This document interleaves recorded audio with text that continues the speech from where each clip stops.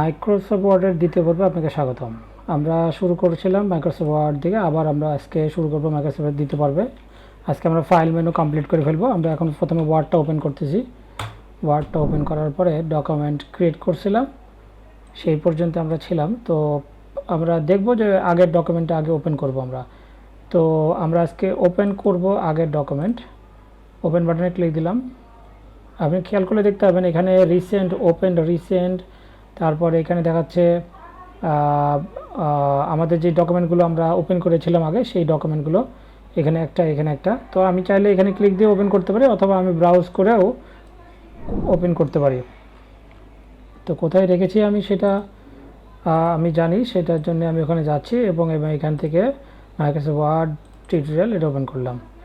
দেখেন আমরা এই লেখাগুলো লিখেছিলাম এবং ওটা এখন পর্যন্ত সেভ আছে। সো বুঝতে পারলাম যে কোনো ফাইল তৈরি করে রেখে দিলে সেটা জীবন ওইটা এভাবে সেভ থাকবে এবং ডিলিট না করা পর্যন্ত বা কন্টেন্ট চেঞ্জ না করা পর্যন্ত এটা চেঞ্জ হবে না।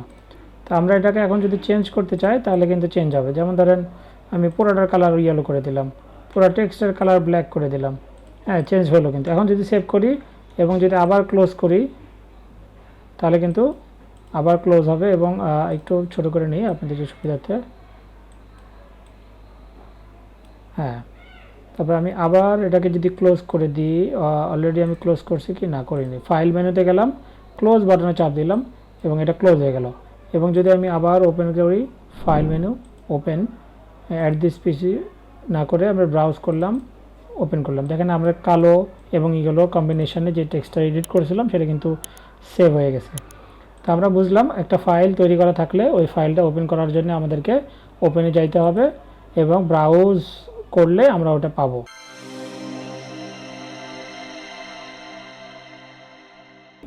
দেখেন এখানে ইনফোটা আসলে খুব একটা বেশি প্রয়োজন না, বা জানতে চাই মাঝে মধ্যে অনেক সময় প্রয়োজন পড়ে যে ফাইলটা কে ক্রিয়েট করছে না করছে সেটা কিন্তু দেখা যায়। এবং কত ফাইলের সাইজ ক্লিক দিলে আমরা দেখতে পাচ্ছি। দেখেন এখানে 12 KB সাইজ, পেজ 1, 5টা ওয়ার্ড আছে, টোটাল এডিটিং টাইম 6 মিনিট। হ্যাঁ, এখানে টাইটেল অ্যাড করা যাবে, ট্যাগ অ্যাড করা যাবে, কমেন্ট অ্যাড করা যাবে এবং এগুলো ভিউয়েবল হবে। এবং রিলেটেড পিপল অথবা মডিফাইড বাই সাহেব। তো যাই হোক, এই ইনফোটা খুব একটা ইম্পর্টেন্ট না, বাট অনেক সময় এটা প্রয়োজন পড়ে। যেমন এটা ফাইল লোকেশন চাইলেও কিন্তু আপনি এখান থেকে ফাইল লোকেশানে ক্লিক দিলে ফাইল লোকেশন ওপেন হয়ে যাবে। অনেক সময় ফাইলটা লোকেশন খোঁজার প্রয়োজন হতে পারে, তখন এটা ক্লিক দিলে ফাইল লোকেশন ওপেন হবে এবং এই ফাইল সেটা। এটা একটা গেল। কপি লোকাল পাথ, এটা ক্লিক দিলে লোকাল পাথটা কপি হবে এবং আপনি যদি ওই লোকাল পাথটাতে যায় হিট করেন তাহলে কিন্তু আপনি ওই জায়গাতে যাই ওপেন হবেন, মানে ফাইলটা কিন্তু ওপেন হবে। দেখেন ফাইলটা কিন্তু ওপেন হলো, ঠিক আছে। তো এই একটা জিনিস শিখলাম। এখানে শেয়ার মানে হলো শেয়ার করে দেওয়া কোথাও কোনো সোশ্যাল মিডিয়াতে, সেটার জন্য একটা তারাই যেখানে সেভ টু ক্লাউড বা শেয়ারের একটা অপশন দেবে, এটা দরকার নাই। এটা যাদের ক্লাউড ইনফরমেশন, ক্লাউডের অ্যাক্সেস আছে তারা এগুলো শেয়ার করতে পারে। এটা আপলোড মানে এটা কোনো ক্লাউডে আপলোড করার জন্য এটা লাগে, দরকার নেই। এটা প্রোটেক্টেড ডকুমেন্টকে প্রোটেক্ট করতে পারবেন। এখানে ধরেন ইনক্রিপ্টেড উইথ পাসওয়ার্ড দিয়ে এটাকে রেস্ট্রিক্ট করে রাখতে পারবেন, রেস্ট্রিক্ট অ্যাক্সেসও করে রাখতে পারবেন, রেস্ট্রিক্ট এডিটিং করে রাখতে পারবেন। তো ইনক্রিপ্ট উইথ পাসওয়ার্ড যদি আমি দিই তাহলে কী হবে, এখানে পাসওয়ার্ড চাবে এবং আমি যদি পাসওয়ার্ড দিই 1 2 3 4 5 6 তাহলে সে কিন্তু পাসওয়ার্ড হয়ে যাবে। এর কেস সেন্সিটিভ মনে রাখতে হবে, remember that password are case sensitive.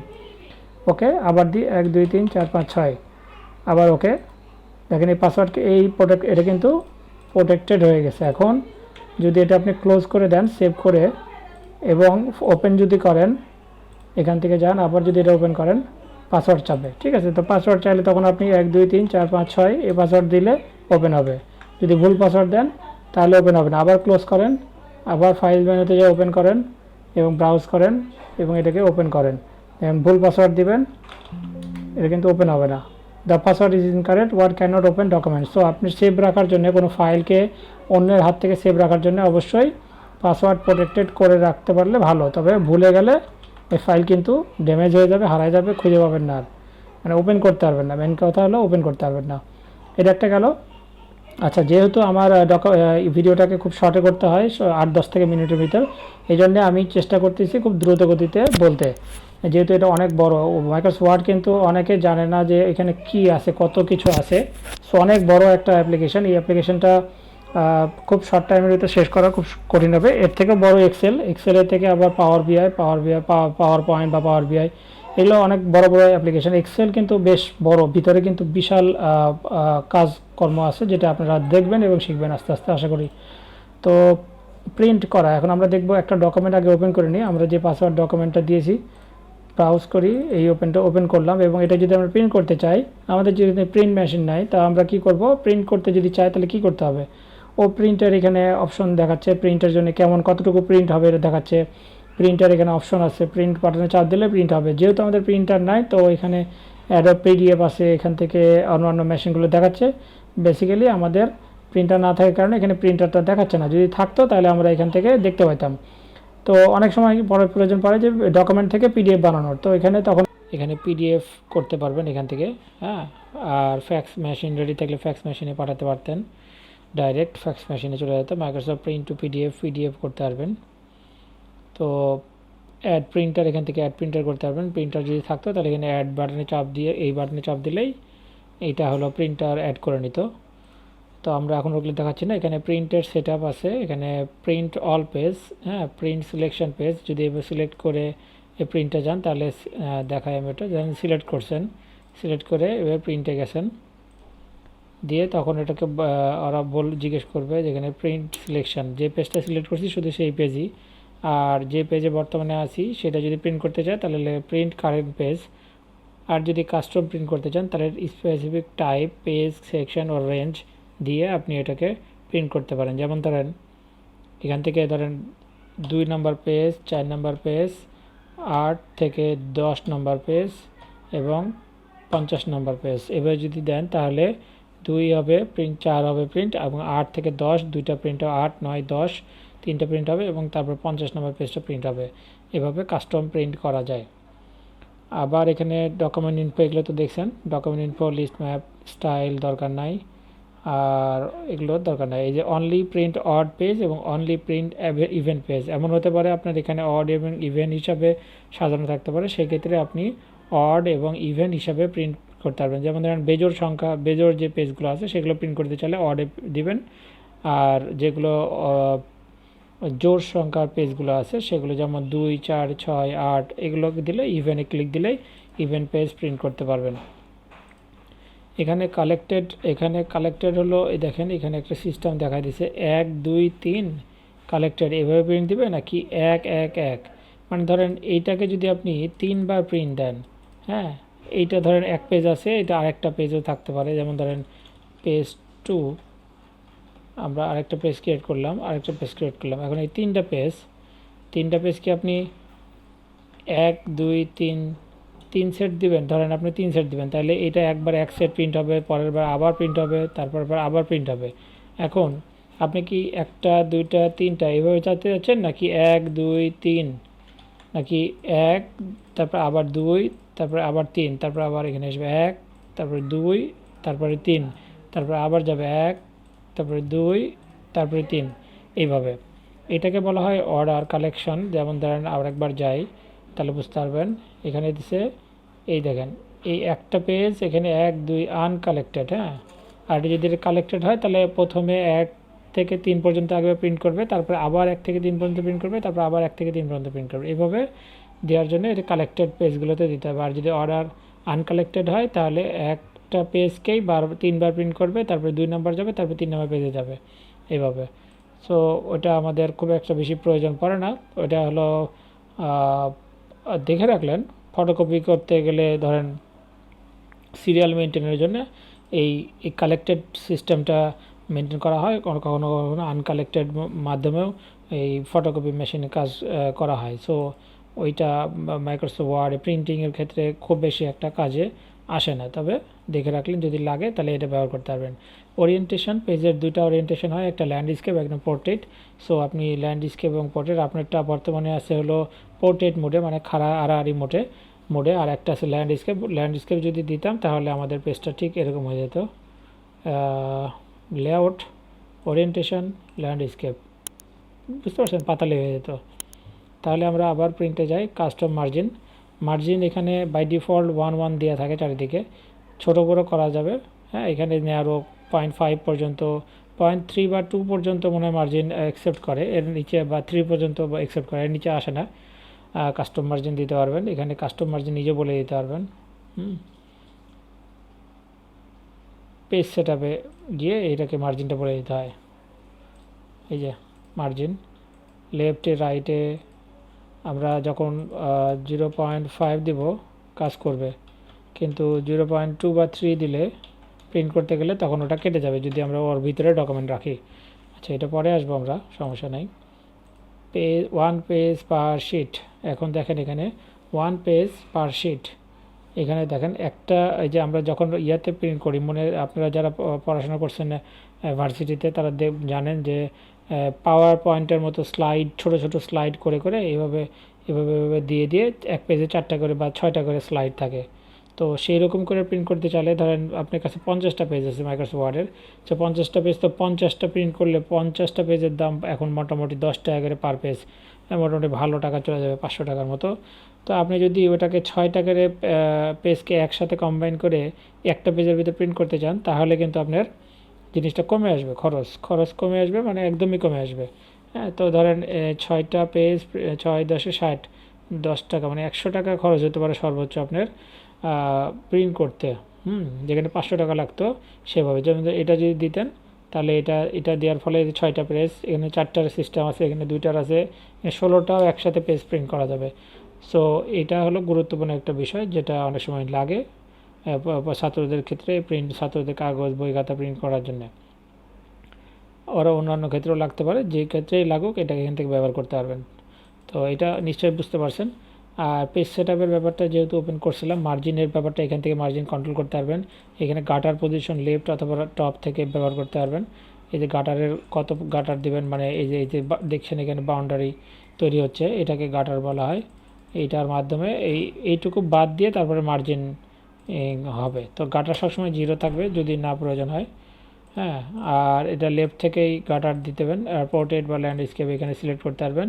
এখানে পেজ, মাল্টিপল পেজ না নর্মাল পেজ না মিরর পেজ, দেখেন মিরর মার্জিন বা 2 পেজ পার শিট, তারপরে বুক ফোল্ড, এভাবেও প্রিন্ট করা যায়। মিরর মার্জিন খেয়াল করে দেখছেন, একটা এই পাশে বেশি মার্জিনটা কিন্তু ওই পাশে যায় আবার বেশি হয়েছে, এই পাশে কিন্তু কম হয়েছে। এটা কিন্তু লেফট সাইড, এটা কিন্তু লেফট সাইড, কিন্তু এইটা যায় ওই পাশে রাইটে যায়, মার্জিনটা কিন্তু অ্যাড হয়েছে, মানে যেটা এই পাশে হওয়ার কথা ছিল। হ্যাঁ, 2 পেজ পার শিট যদি দিই, দেখেন এক পেজে, এই যে এক পেজের ভিতরে 2 পেজ পার শিট, তাহলে এখানে 2টা পেজ দেখাচ্ছে, এক শিটে 2টা করে পেজ প্রিন্ট হবে। এখন হোল ডকুমেন্ট নাকি দিস পয়েন্ট ফরওয়ার্ড, এটা তো এটা আমরা সবসময় হোল ডকুমেন্ট দেবো, যাতে করে আমাদের পুরো ডকুমেন্টে প্রিন্ট হবে। সো এখানে এটা নর্মাল থাকবে সবসময়। তবে পেপার কি দিবেন, পেপার দিবেন হলো লেটার হেড বা লিগ্যাল। লেটার হেড বা লিগ্যাল সাধারণত ব্যবহার করা হয়, এক্সিকিউটিভ বা A4 এগুলো মোটামুটি ব্যবহার করা হয়। A4টা কিন্তু ম্যাক্সিমাম অফিস আদালতগুলোতে A4 ব্যবহার করা হয়। আর লেটার হেড পেজ যেখানে যেটা দেখলাম লিগ্যাল এবং লেটার, এই পেজটা সাধারণত যে ডামি টাইপের পেজগুলো, যে ডামি পেজ যেগুলোকে বলা হয়, হ্যাঁ ডামি কাগজ, ডিমাই কাগজ, এই কাগজগুলো একটু ওসার হয়, 8.5/11 থেকে একটু ওসার হয়, সেখানে 9 হতে পারে। আর লিগ্যাল পেজগুলো 9/14 বা 8.5/14 এরকম সাইজের হতে থাকে, বড় বড়। আবার আরেকটা আছে A3 সাইজ, A3 সাইজও প্রিন্ট হতে পারে। এই যে A3গুলো অনেক বড়, যেগুলোতে ড্রয়িং এগুলো প্রিন্ট করা হয়। হ্যাঁ, এখানে অনেক ধরনের কাগজের আছে, কাস্টম সাইজও নিজে বানিয়ে নিতে পারবেন, এবং নিজে বানিয়ে নিয়ে ওই ডাইমেনশনগুলো এখানে দিলে কাস্টম সাইজ হয়ে যাবে। তো এভাবে পেজের সেটআপ করতে হয়। এখানে দেখতে পাচ্ছেন পেজ সোর্সগুলো খুব একটা বেশি আমরা হাত দিই না, এটা এখানে রেখে দিলেই হবে। প্রিন্টার অপশন তো আমরা আগেই ঠিকঠাক করে নিয়ে রেখেছি এখান থেকে, সো এখানে এগুলো দরকার নাই। এই যে ক্যারেক্টার ট্যাব, এগুলো কিন্তু খুব বেশি ঝামেলার ভিতরে না যাওয়াই ভালো হবে। যদি মনে করেন যে আপনাদের এগুলো প্রয়োজন পড়তেছে, তাহলে আপনারা ব্যবহার করতে পারেন। এই যেমন এই যে এটা অপশনাল হাইপেন্স, হ্যাঁ অপশনাল হাইপেন্স, এগুলো দিয়ে মানে ট্যাবের মতো কন্ট্রোল করা হয় কন্টেন্টগুলোকে, সেগুলো আস্তে আস্তে আমরা দেখব। তো আমরা প্রিন্টার এখানে অপশনে এখন যাচ্ছি না, লেআউটের ভিতরে ঢুকি। সেকশন লেআউট, এখানে ইভেন্ট পেজ না ওয়ার্ড পেজ স্টার্ট করবে কোনখান থেকে সেটা দেয়া আছে। যেমন ধরেন ইভেন্ট বা অড, যে পেজটা সিলেক্ট করে রাখবেন সেটার এই পেজটা ওখান থেকে প্রিন্ট হবে বা ওইখান থেকে কন্টেন্ট টাইপিং শুরু হবে ইভেন্ট পেজ থেকে বা অড পেজ থেকে। যেমন ধরেন আমি যদি এখন ইভেন্ট পেজ দিই, ও কিন্তু চলে গেছে ইভেন্ট পেজে, ডাইরেক্ট এখান থেকে এখানে চলে আসছিলো। তো এরকম তো দরকার নেই আমাদের, এটা সবসময়ের জন্য কন্টিনিউয়াস পেজ হবে, যেন প্রথম থেকে শুরু হবে। আর এখানে পেজ ভার্টিক্যাল অ্যালাইনমেন্ট টপ থাকবে, অবশ্যই টপ থাকবে। ডিফারেন্ট অড অ্যান্ড ইভেন, এই যে এরকম, হ্যাঁ, অর্ডার ইভেন প্রিভিউ দেখতে পাবেন। লাইন নাম্বার, বর্ডার, এগুলো হলো আবার আরেকটা সেকশন, বর্ডারের সেকশন, এটা আলাদা, এটা দরকার নেই আপাতত। আমরা পেজ সেটআপে আসি, পেজ সেটআপের ভিতরে এটা দরকার নাই। ডিফারেন্ট ফার্স্ট পেজকে আলাদাভাবে প্রিন্ট করতে চান, ধরেন ফার্স্ট পেজ এই যে যেমন এর তিনটা একই রকম কালার, হ্যাঁ, কিন্তু আমরা চাচ্ছি যে তিনটা একটা হলো আলাদা কালার হবে, সেক্ষেত্রে এটাকে বলা হয় হলো ফার্স্ট পেজ। এটাকে ধরেন ফার্স্ট আলাদা কালার শুধু না, এটা ধরেন ওরিয়েন্টেশন হবে ল্যান্ডস্কেপ, এটা প্রত্যেকটা তো ল্যান্ডস্কেপ, এর ওরিয়েন্টেশন হবে পোর্ট্রেট। কীভাবে করবো এটা আমরা এখানে সিলেকশন করে এখানে পেজ সেটআপ যখন করব তখন আমরা বলে দেবো যে এই পেজটা বাদে বাকি সব পেজগুলো ল্যান্ডস্কেপ হোক, ওটা আমরা দেখবো পরে, সমস্যা নাই। আর হলো প্রিন্টে আর কি বাকি আছে, এই তো মোটামুটি লাইন নাম্বার 10 নাম্বার এগুলোর দরকার নেই। অ্যাড লাইন নাম্বার এখান থেকে, এগুলো খুব বেশি আমাদের প্রয়োজন পড়ে না, আমরা করিও না সাধারণত। তবে যদি অ্যাড করেন তাহলে দেখবেন ওরা প্রতিটা লাইনে একটা করে নাম্বার অ্যাড করে দিছে, এটা খুব একটা প্রয়োজনীয় না। হ্যাঁ, তারপরে এটা ইন্ডেক্সিংয়ের ক্ষেত্রে লাগতে পারে, হ্যাঁ, তো এটা দেখে রাখলেন, বাট প্রয়োজনীয় না, এগুলো না যাওয়াই ভালো আপাতত। এগুলো আমরা উঠাই দিলাম, ওকে। তো এই হলো প্রিন্টের কাজ। প্রিন্টের আরও অনেক কাজ আছে, প্রিন্টার প্রপার্টি সেট করা, প্রিন্টার সেট আপ করা, এইসব অনেক কাজ আছে। প্রিন্টার ডিফল্ট আমরা সবসময় লিগ্যাল হয়ে থাকে, আমরা এখানে A4 সাইজ সেট করে দিতে পারি, হ্যাঁ, তাহলে এটা A4 সিলেকশনে থাকবে। তো প্রিন্ট ছিল এই ব্যাপারে আজকে এই পর্যন্ত প্রিন্টের ব্যাপার। আর এক্সপোর্ট এগুলো আমাদের পিডিএফ করার ক্ষেত্রে বা এই যে ক্রিয়েটেড পিডিএফ, এক্সপিএক্স ডকুমেন্ট চেঞ্জ ফাইল টাইপ দরকার না এগুলোর। ক্রিয়েট পিডিএফ, এক্সপোর্টে আপনি পিডিএফ করার প্রয়োজন হতে পারে, এমন প্রয়োজন হতে পারে যে মাইক্রোসফট ওয়ার্ড থেকে আপনি পিডিএফ করছেন। হ্যাঁ, আমার হলো Acrobat PDF maker need to save the before continue. আমার একটা হলো যেহেতু আমার অ্যাডোব এরিয়া সেট আপ করা আছে, ওই জন্য আমি পিডিএফ করতে পারছি অ্যাক্রোবাট দিয়ে। আর যেখানে এখানে পিডিএফ করার জন্য অপশন চাচ্ছে, সেভ করে দিলেই সে হলো এটাকে পিডিএফে সেভ করে ফেলবে, এবং দেখেন খুব সুন্দর করে মাইক্রোসফট ওয়ার্ড থেকে পিডিএফ হয়ে গেল। তো এভাবে এক্সপোর্ট করতে পারেন। আমি এটা কেটে দিচ্ছি, ফাইল মেনু, এক্সপোর্ট, এবং ক্লোজ করে দিলাম। আজকে তাহলে এ পর্যন্ত থাকলো, আমাদের ফাইল মেনু আপাতত শেষ হলো। আমরা পরবর্তীতে আমরা আরেকটা দেখব, সেটা হলো যে হোম বাটন বা হোমের ইয়াগুলো, ফাংশনালিটিগুলো। তো আজকে এই পর্যন্ত থাকেন, আল্লাহ হাফেজ।